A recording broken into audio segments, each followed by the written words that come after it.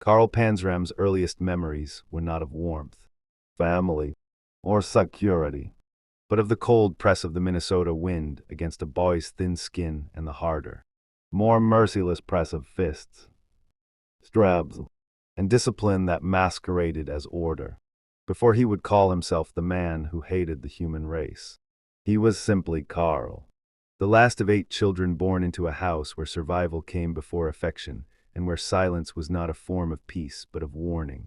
His father, a stern, unforgiving man of Prussian stock, worked the land the way he ruled his children, with no softness and no patience for rebellion. The farm was not a home. It was a proving ground, and the small boy who stumbled across that hard-packed soil was already learning that the world did not care about fairness and power. Karl's mother, exhausted and stretched thin by the weight of labor and poverty, did what she could, but her attention was divided among too many mouths and too many demands. Karl drifted around the edges of the family, already gravitating toward trouble.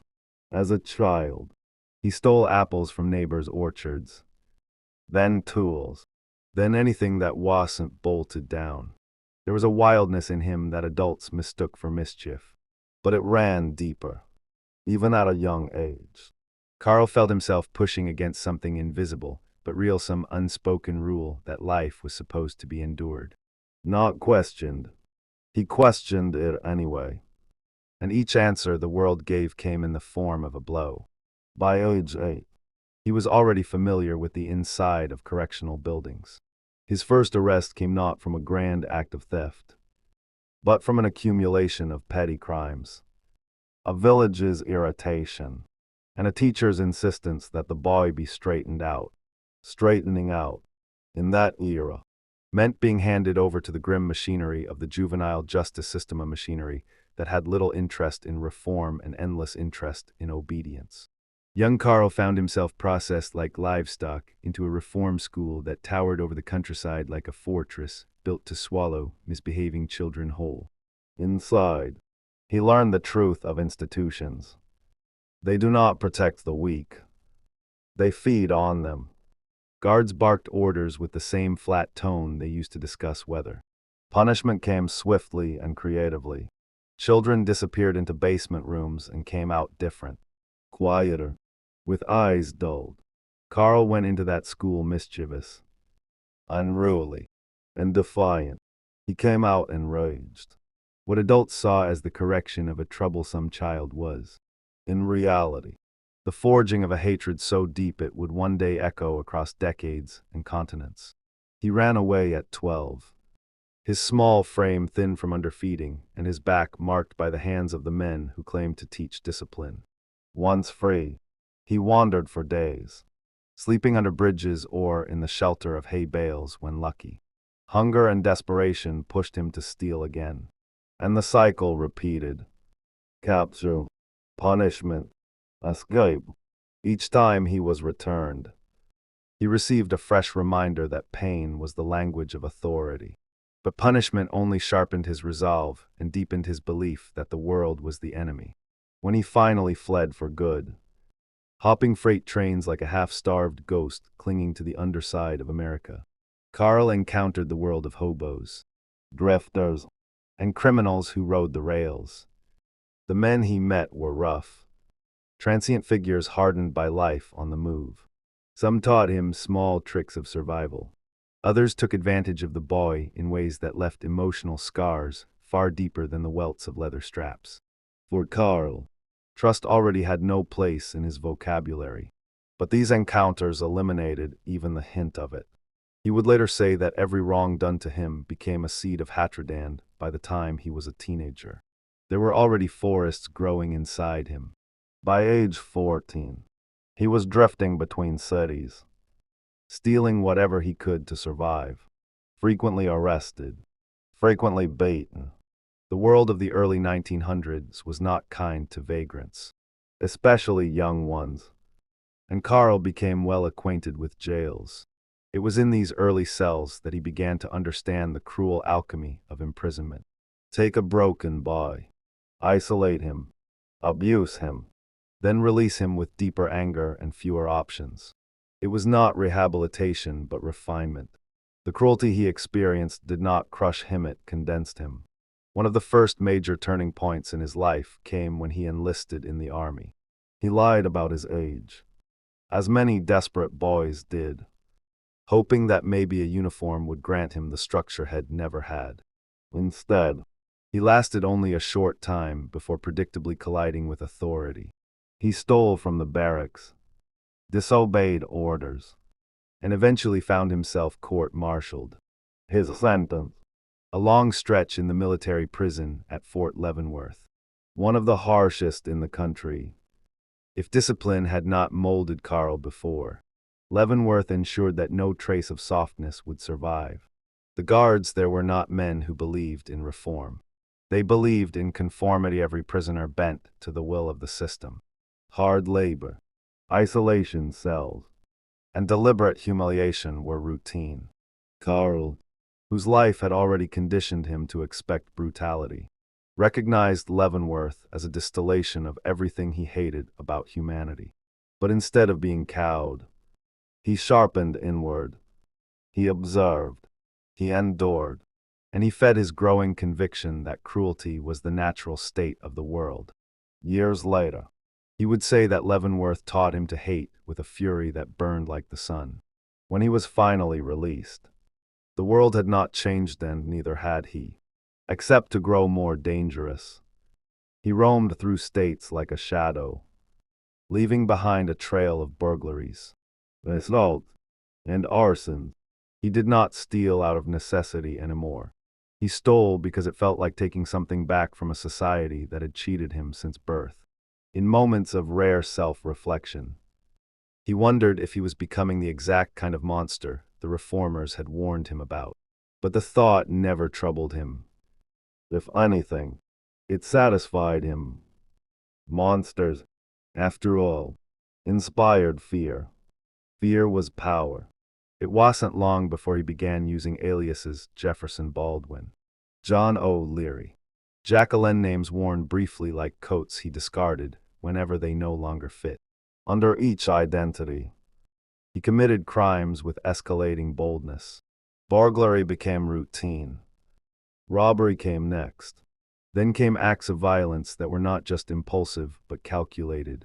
He recognized in himself a growing thrill, a dark curiosity, a desire to test the boundaries of what he could take, what he could destroy, and how far he could push before someone managed to stop him. His wanderings eventually took him to the Pacific Northwest, where he committed a string of burglaries so large-scale they drew federal attention. One of his most infamous early feats was breaking into the home of former President William Howard Taft. He stole thousands of dollars worth of items, including a .45 caliber Colt automatic pistola weapon that would later become the instrument of several murders. To Carl, the theft was not merely about material gain. It was a symbolic strike against the authority figures he despised. Stealing from a former president was, in his own mind, proof that he was beyond society's reach. But for all his cunning, Carl was not untouchable. He was arrested again and again, each time serving longer and harsher sentences. But each prison became, paradoxically, another school. He learned how to manipulate other inmates, how to intimidate without raising his voice, how to judge a man's weakness by the way he stood. During one sentence in Oregon, he was brutally beaten by guards after a failed escape attempt. The beating left him with a permanent injury to his testicles and a hatred for the prison system so deep he made a personal vow he would repeat throughout his life that he would kill every prison guard he could if given the chance. There was something paradoxical in the way Carl operated. He was methodical, even meticulous, in planning crimes, yet impulsive and explosive in his rage. He could charm someone for hours, then rob them blind the moment they turned their back. He oscillated between moments of chilling calculation and eruptions of violence. Those who later interviewed him, including the prison guard Henry Lesser, who became his confidant, remarked on the eerie intelligence beneath his crimes. Carl was not a mindless brute. He understood his own psychology with startling clarity. After escaping once more Thai's time from the Oregon prison by sawing through bars with stolen metal, Carl embarked on a cross-country rampage. He traveled through border towns, stowed away on ships, and even ventured into Mexico and Central America. Every new landscape seemed to mirror the internal landscape of his mind. Lawless, chaotic, and indifferent. In Panama, he worked briefly on a ship before setting fire to it for no reason other than spite. He justified the act by saying he wanted to see something beautiful burn. His travels eventually took him to Africa, where he claimed to have hired a crew of men to accompany him on hunting expeditions. According to his later confessions, he attempted to commit mass murder by poisoning the crew. While the precise truth of these events remains debated by historians, what is clear is that Carl's worldview by this time had evolved into something deeply nihilistic. He believed that life had no inherent value. The only force that mattered was strength. The only moral code was survival and dominance. Back in the United States, he left behind a trail of unsolved crimes across multiple states. Police departments rarely connected the dots, because Carl shifted identities so frequently and moved so unpredictably. At times, he intentionally left victims in remote areas so their bodies wouldn't be discovered for months or even years. He later told investigators that he committed 21 murders, though the exact number remains uncertain. What is undeniable is the pattern of escalating violence, the chilling consistency of his methods, and the unmistakable hatred driving every act. By his late 20s, he was a man fully formed by brutality. The boy who had once been beaten into submission at reform school had become the adult who mastered violence as a language. He no longer sought hope, redemption, or a place within society. He saw himself as an instrument of retribution against a world that had wronged him. He believed that his purpose was to inflict suffering because suffering had been the defining force of his own existence. Yet woven through his life of crime was a thread of strange introspection. Carl was capable of articulating, in disturbingly calm detail, exactly how he had become who he was.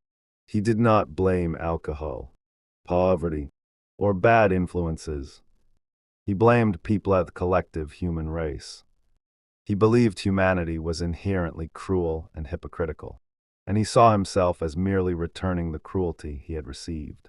It was this mindset that carried him into the next phase of his life, a series of crimes so violent and bold that they would finally lead to his capture and, ultimately, the most detailed and startling confessions ever recorded from a serial killer of his era. But at this point in his life's narrative, he was still a man in motion, a predator sweeping across the country, unstoppable, unremorseful, and entirely convinced that the world deserved everything he gave it.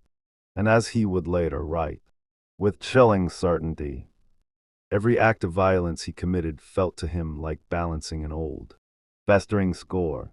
Every time he hurt someone, he felt the echo of every hand that had ever hurt him.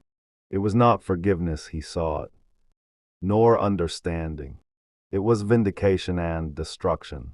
Carl drifted across the country with an ease that seemed impossible for someone so frequently wanted by law enforcement. But this was the early 20th century, a time before centralized databases, before coordinated interstate investigations, before fingerprints traveled faster than telegrams. He took full advantage of the world's blind spots. If one town grew suspicious, he hopped a freight train to the next. If a crime drew too much attention, he shed his name like a snakeskin and stepped into another identity. His life became a sequence of false aliases, stolen goods, short-term jobs, and violent disappearances. He worked on ships along the eastern seaboard, then vanished from the docks the moment someone asked too many questions. He burglarized homes with practiced efficiency and burned buildings to the ground for the sheer pleasure of watching the flames swallow something someone else had built.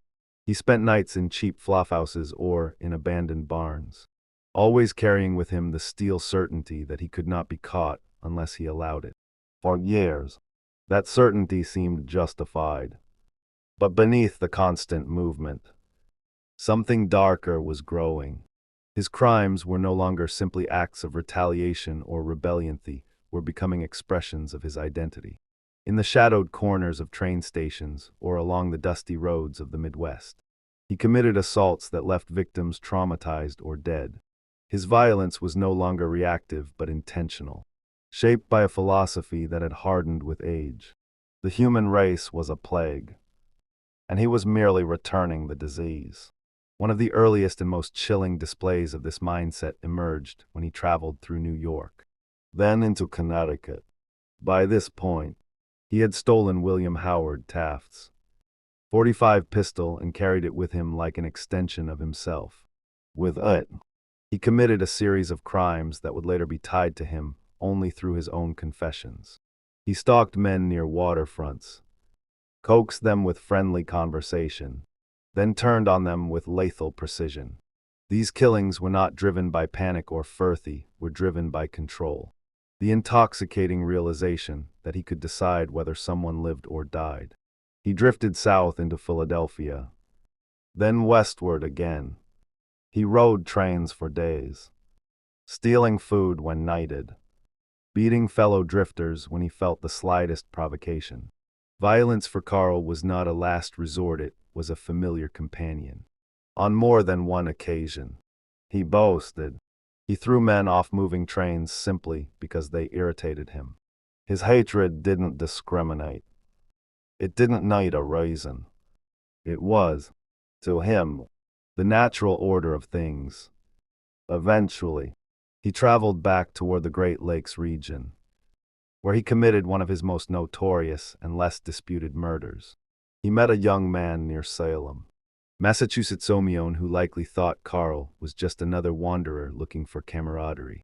Instead, Carl lured him into the woods, assaulted him, killed him, and left his body in a shallow grave. The details of the attack, as Carl later recounted them, carried an almost surgical detachment.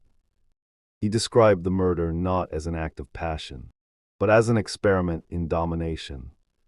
From there he drifted to Detroit, then Chicago, then south toward the Mississippi River. America was vast, and Carl explored its underbelly like a man conducting a grim, personal study. He learned which towns had inattentive sheriffs, which railways had poor security, and which ports allowed him to sign onto ships under assumed names. His life became a perpetual motion of crime. Sea, land, and night, always night, because the dark was where he felt most at home. But despite his instincts, the chaos of constant movement began to wear on him. He had no permanent place to sleep, no stable source of money or alcohol, and no companions except those he used or discarded. The edges of his life blurred into a repetitive cycle. Theft, travel, assault, drink, escape, repeat. And while he reveled in the freedom of lawlessness, he also sensed the tightening of something inevitable around him. The world might have been slow, but it wasn't blind. His next major turning point came when he was arrested in Texas for burglary. Like most of his arrests, this was not for the full breadth of his crimes but for a small, almost trivial offense compared to the violence hidden in his past. Yet even a small accusation was enough to lock him up again, this time in a local jail that offered the familiar mix of boredom and brutality. He refused to stay contained.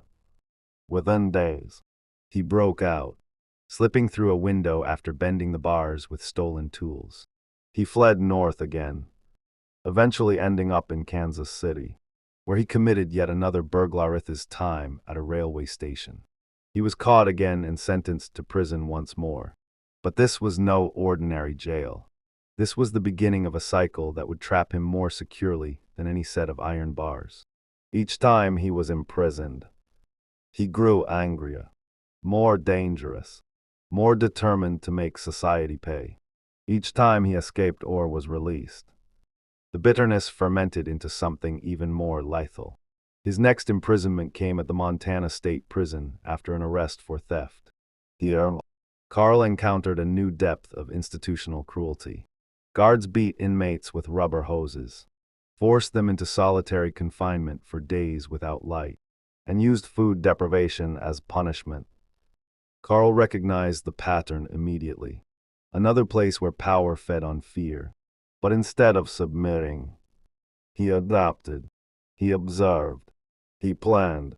During one stretch in solitary confinement, he made a vow similar to the one he had made at Oregon. Someday he would return to destroy every institution that had ever caged him.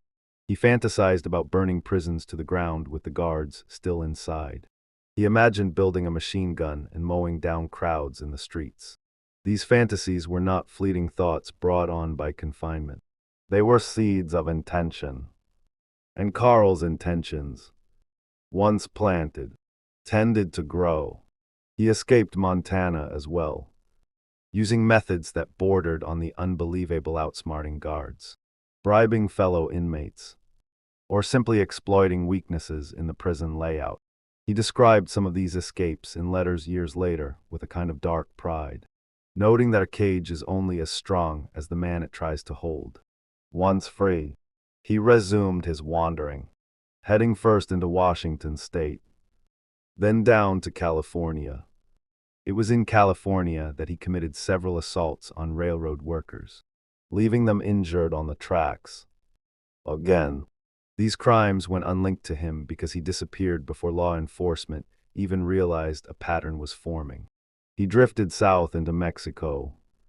He drank heavily, gambled, and occasionally took jobs on ranches or as a laborer, though he rarely lasted long in any legitimate work. Someone always angered him. Someone always became a target. Eventually he crossed into Texas again, then Louisiana, then up the Mississippi River by hopping barges. His crimes escalated. He stole boats, robbed sailors, assaulted drifters, and burned down lodges and fishing cabins. One boat he stole from a Louisiana dock became his floating home for weeks. He navigated the river at night, avoiding populated areas, stopping only to commit burglaries or scavenge for supplies. When the boat eventually ran aground, he set it on fire and moved on. His drifting eventually brought him to the East Coast, where he signed on to work aboard a ship headed for Africa. This was not a grand adventure for him. He was not seeking opportunity or exploration. He simply wanted to disappear into the world's vastness, to be far away from anyone who might recognize him or know his aliases. Africa, with its distance and mystery, seemed like the perfect place to indulge his darker impulses without consequence. The ship arrived on the west coast of the continent, and Carl took work as a laborer, then as a hunter. He described these months with a mixture of pride and menace. He claimed he shot crocodiles and hippos, hunted lions, and roamed the interior with a rifle slung over his shoulder.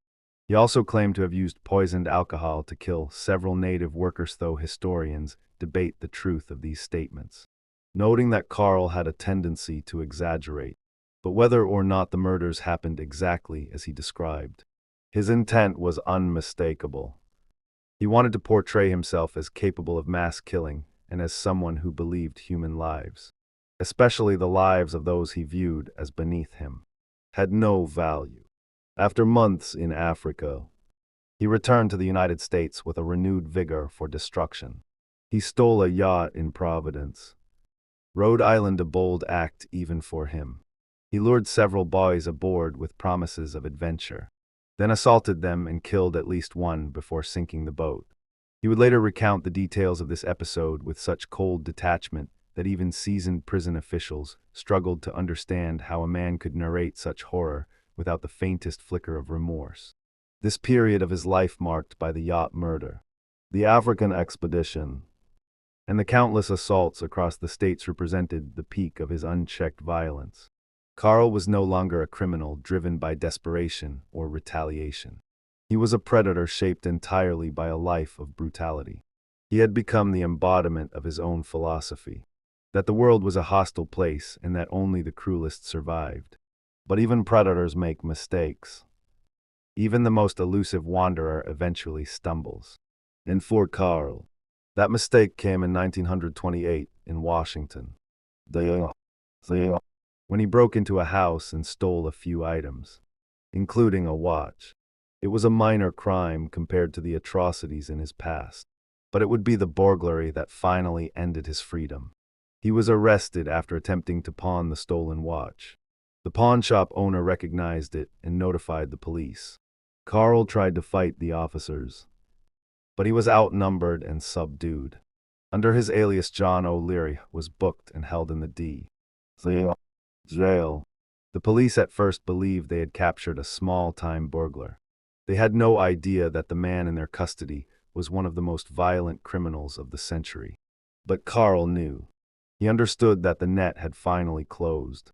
His past was catching up to him, and the years of drifting, hiding, and escaping were nearing their end. In the jail, he attacked another inmate, nearly killing him. This act brought him to the attention of the federal authorities, who then examined his background more closely. Fingerprints were compared, aliases tracked, past crimes unearthed. Slowly, piece by piece, the truth emerged. The man in their custody was not John O'Leary. He was Carl Panzram, escaped convict, serial killer, arsonist, slaver, and self-professed enemy of mankind.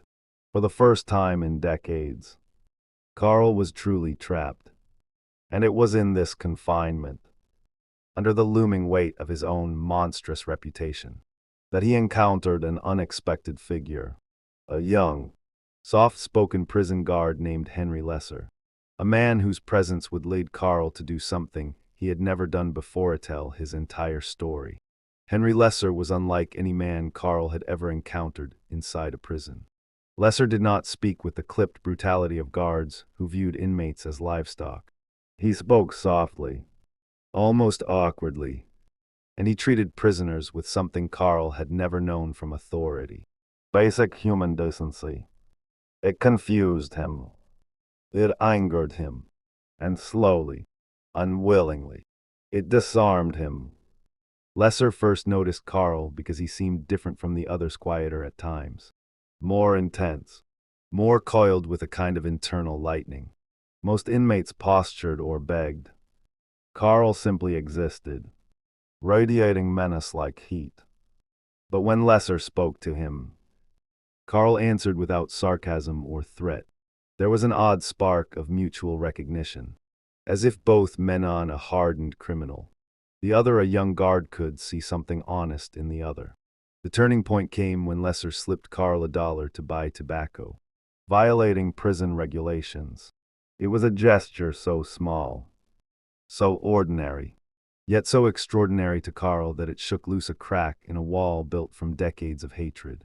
No one had ever given him anything without expecting something in return. No guard had ever treated him as a human being. That single act of kindness burrowed into him like a thorn. He later wrote that the gesture caused him more pain than any beating he had received, because it reminded him against his will that the world was not wholly made of cruelty. He did not want to believe that. Hatred was his compass. Rage was his religion. To acknowledge exceptions was to weaken the narrative that had sustained his violence. But Carl was not a man who lied to himself, and Lesser's kindness gnawed at him. Slowly, the conversations deepened. Carl spoke in a way he had never allowed himself to speak. At first he shared small stories, prison escapes, petty heists, brushes with death. Lesser listened without judgment, without horror, simply absorbing the man's words. Carl, sensing he had an audience who would not flinch, began to reveal more. The beatings in reform school, the brutality of Leavenworth, the drifting years, the murders. Lesser realized that what he was hearing was not the usual posturing of a convict. Carl described his crimes with chilling clarity, not to brag, but as a man recounting a ledger. And behind each story was a philosophy shaped from wounds that had never healed. Lesser understood that Carl's hatred was not random, it was constructed, crafted, forged in childhood and sharpened in institutions. It was Lesser who encouraged Carl to write down his life story. At first, Carl resisted. He had no interest in justifying himself, no desire to be understood or forgiven. But there was something seductive in the idea of telling his story on his own terms as a final indictment of the human race. The more he thought about it, the more appealing it became. If he could write everything, reveal the full monstrosity of what the world had made him, perhaps it would stand as proof of his philosophy, that cruelty begets cruelty. Lesser smuggled in paper and pencils, in secret, during long nights in his cell. Carl began to write. The first pages were rough, filled with bursts of anger and fragments of memory. But soon his writing took shape. His sentences sharpened. His story unfolded chronologically, brutally, unfiltered. He wrote about the reform school beatings in vivid detail. He described being raped by older boys on the road. He described murders with a kind of cold, poetic detachment. He confessed to burning churches, sinking ships, poisoning crews, killing strangers without a flicker of remorse. Lesser read the pages as Carl produced them, often in disbelief at the combination of horror and intelligence before him. Carl was articulate in a way few inmates were. His insights into human nature were dark but startlingly perceptive. He did not write like a madman. He wrote like a man who had studied suffering as if it were a craft. Meanwhile, Carl awaited transfer to Leavenworth again. Though he had escaped many prisons, this time he sensed his life was reaching its final chapter. Too many crimes connected now. Too much attention. Too much truth spilling from his own pen.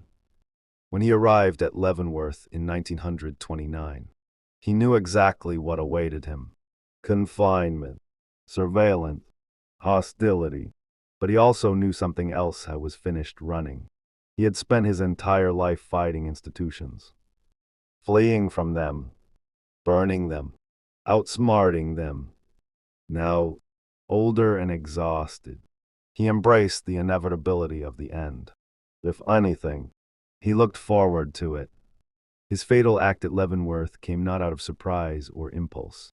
It came from the same internal logic that governed his life. While working in the prison laundry, he attacked and killed a foreman named Robert Warnke by beating him to death with an iron bar. There had been no argument beforehand, no provocation beyond the fact that Warnke was a prison employee. Carl later wrote that he did it simply because he wanted to kill a guard and Warnke happened to be the one within reach. The murder sealed his fate. He was charged with first-degree murder and sentenced to death, while other inmates might have pleaded insanity or thrown themselves upon the mercy of the court. Carl did the opposite. He demanded execution. When lawyers attempted to intervene and appeal his sentence, Carl threatened to kill them. When advocates for prison reform attempted to save him, he ridiculed them. He wanted no salvation. He said openly, "I hate the whole human race. I get no pleasure out of killing anybody, but I must say I get a little satisfaction." To him, dying at the hands of the state was the logical conclusion to a life forged by the state. It was the final symmetry. While awaiting execution, he continued to write. His manuscript expanded into hundreds of pages, part autobiography, part indictment, part philosophical rant. Lesser continued to smuggle in materials, fully aware that he might lose his job if discovered. But he believed the world needed to read Carl's words, not to celebrate him, but to understand the consequences of institutional cruelty. Carl's view of Lesser remained complicated. He never softened, never claimed affection or gratitude, but he acknowledged that Lesser was the only friend he had ever known. In one letter, he wrote, "You treated me like a human being. That's the reason I'm writing this for you." coming from a man who despised sentiment. It was the closest he would ever come to expressing genuine connection. As his execution date approached, Carl remained unshaken. Other inmates grew terrified or frantic as their time drew near. But Carl felt calm, almost serene. He had lived without rules, without love, without hope. Death was not an end so much as a release. He even joked with guards about it, often in cruel ways. On the morning of September 5, 1930, he was led to the gallows at Leavenworth. He walked without hesitation, shoulders squared, eyes forward. Reporters and officials gathered to witness the execution of a man who had become a symbol of pure criminal violence. Unfiltered, unapologetic. Carl looked at them with contempt. His last recorded words were directed at the executioner, who hesitated while adjusting the noose. "Hurry it up, you Hoosier bastard. I could hang a dozen men while you're fooling around." It was a final insult, a final assertion of dominance, spoken in the face of death. The trapdoor opened. Carl fell, and with that, the man who claimed to have hated the entire human race was gone. But his story was not. His writing, saved by Henry Lesser, eventually became one of the most disturbing and insightful documents ever produced by an American criminal. Scholars, psychologists, and criminologists pored over them for decades, fascinated by the combination of brutality and self-awareness that defined him. His life raised questions about the creation of evil, the impact of abuse, and the responsibilities of institutions meant to rehabilitate rather than destroy. Carl had insisted that he was not a product of society, but a mirror of it. That if he was a monster, he had been made one. That every blow he delivered was an echo of a blow first delivered to him. Whether this was a justification or a truth remains debated, but there is no denying that his life was shaped, from childhood to death, by environments steeped in violence. In his writings, he offered no apologies and no excuses. He never blamed alcohol or poverty or madness. He blamed people. He blamed cruelty. He blamed the world for teaching him to hate before he ever had the chance to understand anything else. And perhaps most chillingly, he acknowledged that he embraced that lesson with full awareness. He once wrote, "I believe the whole human race should be exterminated." And though the statement was horrific, it revealed the central paradox of his psyche. He longed for a world cleansed of the very thing he had become. In the years after his execution, Henry Lesser struggled with the memory of the man he had befriended. He wondered whether the kindness he had shown mattered, whether it had softened Carl in some small, imperceptible way, or whether Carl had simply used him as a vessel to preserve his legacy.